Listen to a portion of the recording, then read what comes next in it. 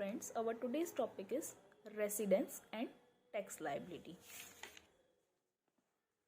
So, residential status of an individual. Individual means natural human beings, whether male or female, minor or major, like Suresh, Ramesh, Neelam, Sonia, etc. On the basis of residence, individual are classified in the following categories. तो यहाँ पे हम residential status देखने वाले हैं individual का, natural human beings का.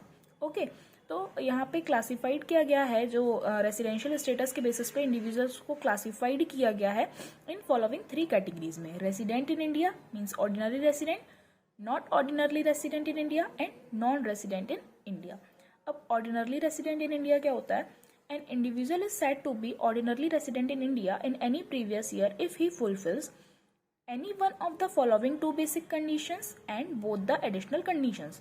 जो बेसिक कंडीशंस है उसमें से कोई एक बेसिक कंडीशन और दोनों ही एडिशनल कंडीशंस को अगर वो फुलफिल करता है तो वो कहलाएगा ऑर्डिनरी रेसिडेंट इन इंडिया. अब बेसिक कंडीशंस क्या होती हैं? Under section 6 sub section 1 of the income tax act an individual is said to be resident in India in previous year if he satisfy any one of the following basic conditions. हमारी first basic condition है he और she is in India in the relevant previous year for a period of 182 days और मोर. ठीक है, तो जो individual है वो इंडिया में होना चाहिए relevant previous year. Relevant previous year क्या होता है? जैसे जिस ईयर के लिए हम उसका रेसिडेंशियल स्टेटस को कैलकुलेट कर रहे हैं, उसको हम डिटरमाइन कर रहे हैं, वो होता है हमारा रेलेवेंट प्रीवियस ईयर. लाइक हमारा भी रेलेवेंट प्रीवियस ईयर क्या है? 2021. ठीक है, जो कि हमारा स्टार्ट हुआ था 1 अप्रैल 2020 से लेके 31 मार्च 2021 तक का जो हमारा पीरियड था, जो हमारा वो रेलेवेंट प्रीवियस ईयर था, उसमें 182 डेज और मोर. और सेकेंड हमारी बेसिक कंडीशन है ही और she has been in India for at least 365 days during the 4 years preceding the relevant previous year. अब उस रेलेवेंट प्रीवियस ईयर को यानी कि 2020-21 को छोड़ के हमारे जो प्रीसीडिंग, ठीक है, मतलब उसको छोड़ के जो हमारे उसके पहले के 4 ईयर्स हैं, ठीक है, लाइक 19-20 हो गया, 18-19 हो गया, तो उन पहले के 4 सालों में रेलेवेंट प्रीवियस ईयर को छोड़ के उसके पहले के 4 सालों में एटलीस्ट 365 डेज वो इंडिया में होना चाहिए and for at least 60 days during the relevant previous year. जो रेलेवेंट प्रीवियस ईयर है 2020-21 उसमें एटलीस्ट 60 डेज वो इंडिया में होना चाहिए. तो ये है हमारी 2 बेसिक कंडीशंस. उसमें से अगर वो कोई एक बेसिक कंडीशन को फुलफिल करेगा तो और 2 एडिशनल कंडीशंस को फुलफिल करेगा तब वो कहलाएगा ऑर्डिनरली रेसिडेंट. ओके, अब यहाँ पे कुछ एक्सेप्शंस हैं कि केवल 182 डेज वाली ही वहाँ पे कंडीशंस अप्लाई होती है. ये वाली हमको बेसिक कंडीशंस वहाँ पे नहीं होती है, सिर्फ ये इसी को फुलफिल करना होता है आपको इन फॉलोइंग केसेस में. ओके, तो an individual who is a citizen of India, जो इंडिया का सिटीजन है. अब रेसिडेंसी और सिटीजनशिप दोनों अलग अलग चीजें होती है. इंडिविजुअल है वो रेसिडेंट भी हो सकता है, नॉन रेसिडेंट भी हो सकता है. अगर कोई इंडिया का सिटीजन है तो वो रेसिडेंट भी हो सकता है, नॉन रेसिडेंट भी हो सकता है, और अगर फॉरेन की उसके पास सिटीजनशिप है तो वो भी रेसिडेंट भी हो सकता है इंडिया का, नॉन रेसिडेंट भी हो सकता है. लेकिन सिटीजनशिप परमानेंट होती है. लाइक ठीक है, जो इंडिया का है सिटीजन की फॉरेन का है, वो दोनों चीज डिफरेंट होती हैं.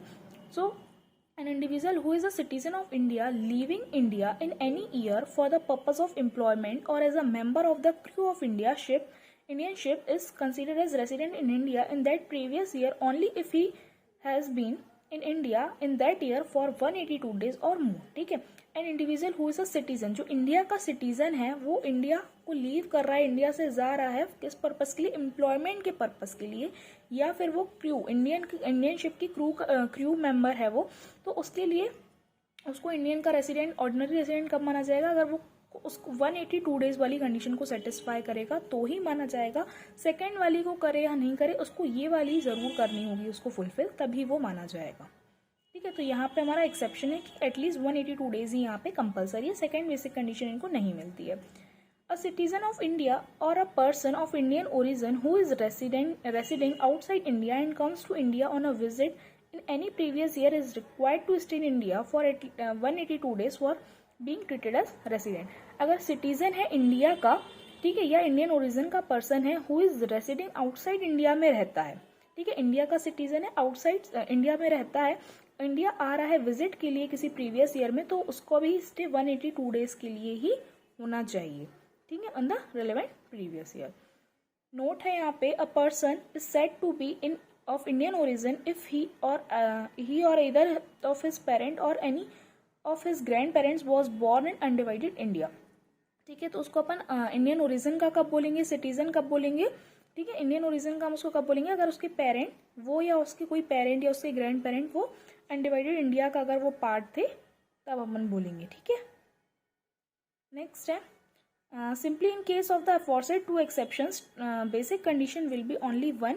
हमको इन दो एक्सेप्शनल केसेस में हमारी बेसिक कंडीशन जो है केवल वो एक ही होगी, जो कि हमारी 182 days during the relevant previous year. ठीक है। देन हमारी एडिशनल कंडीशन, अभी हमने ऊपर देखा था कि any one of the following basic condition और दोनों एडिशनल कंडीशन को फुलफिल करना होगा। तो हमारी एडिशनल कंडीशंस क्या हैं, in addition to fulfilling one of the above basic condition, the individual shall have to fulfill both the following additional condition to consider him as a ordinary resident. तो हमारी additional condition, first हमारी additional condition है he or she has been resident in India for at least 2 out of 10 years preceding the relevant previous year. Again जो हमारा relevant previous year है 2020-21, उसको छोड़कर उसके पहले के जो 10 सालों में से 2 साल वो इंडिया का रेसिडेंट होना चाहिए, इंडिया का रेसिडेंट होना चाहिए। रेलेवेंट प्रीवियस ईयर को छोड़ के उसके पहले के जो 10 साल है उसमें से कम 2 साल के लिए। ही और she has been in India for at least 730 days during 7 years preceding the relevant previous year. और हमारे रेलेवेंट प्रीवियस ईयर को छोड़ के जो पहले के 7 साल हैं उसमें एटलीस्ट 730 डेज वो इंडिया में होना चाहिए। ओके, यहाँ पर हम एग्जाम्पल लेते हैं।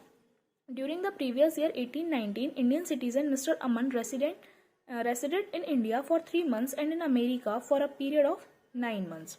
For education purpose, he has never been out of India in the past. Education purpose के लिए गए हैं वो 9 months के लिए अमेरिका गए थे। ठीक है। तो अगर इस सिचुएशन में हम मिस्टर अमन को क्या बोलेंगे, ऑर्डिनरी रेसिडेंट कहलाएंगे इंडिया के, because he satisfy at least one of the 2 basic condition में से एक बेसिक कंडीशन को वो सेटिस्फाई कर रहे हैं। ठीक है। तो वो क्या कहलाएंगे, that is in the case although he does not satisfy first condition को वो सेटिस्फाई नहीं कर रहे हैं 182 डेज वाली, क्योंकि वो सिर्फ 3 months के लिए ही रहे हैं। ठीक है। फर्स्ट को सेटिस्फाई नहीं कर रहे हैं और सेकेंड कंडीशन को और एज वेल एज वो दोनों ही हमारी एडिशनल कंडीशन को फुलफिल कर रहे हैं, क्योंकि इसके पहले वो कहीं गए ही नहीं है। तो हमारे पिछले 10 सालों में भी वो इंडिया, पिछले 10 सालों में से 2 साल वो इंडिया के रेसिडेंट थे और लास्ट 7 years में वो 730 डेज तो एटलीस्ट थे ही। तो इस केस में हम वो क्या बोलेंगे, ऑर्डिनरी रेसिडेंट। ठीक है। The exception will not be applicable to him, because exception नहीं है क्योंकि 182 डेज वाली कंडीशन ये फुलफिल नहीं कर रहे हैं, लेकिन एक बेसिक कंडीशन फुलफिल कर रहे हैं। तो इनके लिए एक्सेप्शन वाला केस अप्लाई नहीं होगा, क्योंकि वो because he did not leave India for the purpose of employment के लिए वो नहीं गए, वो एजुकेशन पर्पज के लिए गए। हमने यहाँ पे देखा था एम्प्लॉयमेंट के केस में वो एक्सेप्शन हमारे लिए एक्सेप्शन था। ओके। देन है यहाँ पे कुछ इंपॉर्टेंट एक्सप्लेनेशंस हैं। Relevant previous year means the previous year for which the residential status is being determined. Relevant previous year क्या होता है, मतलब जिस साल का आप उसका रेसिडेंशियल स्टेटस को डिटरमाइन कर रहे हो वो होता है relevant previous year. Second point है, it is not necessary that he should stay for a continuous period of 182 days. ठीक है। ये ज़रूरी नहीं है कि वो जो हमारी 182 डेज वाली कंडीशन है कि वो कंटिन्यू 182 डेज ही रहे। ठीक है। तो डिफरेंट ड्यूरेशंस में भी आ सकता है। सपोज वो पहले 80 डेज के लिए आ रहा है, सेकेंड विजिट में वो आ रहा है, देन अगेन 50 डेज के लिए, तो ऐसे करके वो डिफरेंट पीरियड के लिए भी आ सकता है कि ज़रूरी नहीं कंटिन्यूस 182 डेज ही हों। It is also necessary that the entire stay should be at one place, it may be a different places in India. ठीक है। तो ज़रूरी नहीं है कि वो एक ही जगह पे आए, डिफरेंट स्टेट्स में आ सकता है, डिफरेंट सिटीज़ में भी वो आके रह सकता है। ठीक है। कोई ज़रूरी नहीं है कि एक ही जगह पर उसको आके रहना है। ठीक है। वेयर स्टे ऑफ, अगर वो सम पार्ट ऑफ डे के लिए आ रहा है तो उस आवर्स को हम 24 आवर्स के बेसिस पे कैलकुलेट करेंगे, या फिर जो उसका इफ़ हाउएवर डाटा, अगर हमको डाटा वो अवेलेबल नहीं है आवर्स का, तो जो उसका एंट्री का डे है, entry in India as well as day of departure from India, both को हम दोनों को ही लेंगे, उसको उसका स्टे का ही डे मानेंगे। जो उसका एंट्री का डे है और जो डिपार्चर का डे है दोनों को ही हम क्या मानेंगे कि उसका इंडिया में स्टे का डे कंसिडर किया जाएगा। ओके। अब नॉट ऑर्डिनरी रेसिडेंट क्या होता है, an individual is said to be not ordinary resident in India if he satisfy any one of the basic condition but does not satisfy any or both of the additional conditions. Ordinary के लिए हमारे पास क्या थे कि एक basic condition और दोनों additional condition को फुलफिल करेगा तो ऑर्डिनरी रेसिडेंट कहलाएगा। अब नॉट ऑर्डिनरी रेसिडेंट के लिए क्या है, अगर वो बेसिक कंडीशंस को फुलफिल करता है, अगर किसी एक बेसिक कंडीशन को फुलफिल कर रहा है, any one of the basic condition but does not certify any or both, भले ही वो एडिशनल कंडीशन को फुलफिल ना करे, एक भी एडिशनल कंडीशन को फुलफिल वो ना करे, लेकिन एक बेसिक कंडीशन को अगर वो फुलफिल करेगा तो वो कहलाएगा not ordinary resident in India. हमारी कंडीशन सेम ही है, बेसिक कंडीशंस और एडिशनल कंडीशंस सेम ही है। ओके, हमारा non resident in India, an individual not फुलिंग any of the basic conditions will be a non resident. ठीक है, अगर एक भी वो बेसिक कंडीशंस को ही वो फुलफिल नहीं कर रहा है तो वो कहलाएगा non resident. It is not relevant whether or not he is fulfilling additional condition fulfil करे या ना करे, अगर उसने बेसिक ही फुलफिल नहीं की तो वो कहलाएगा non resident in India. So I hope कि आज का जो हमारा टॉपिक था रेसिडेंशियल स्टेटस वो आपको क्लियर हो गया होगा। Thanks for watching.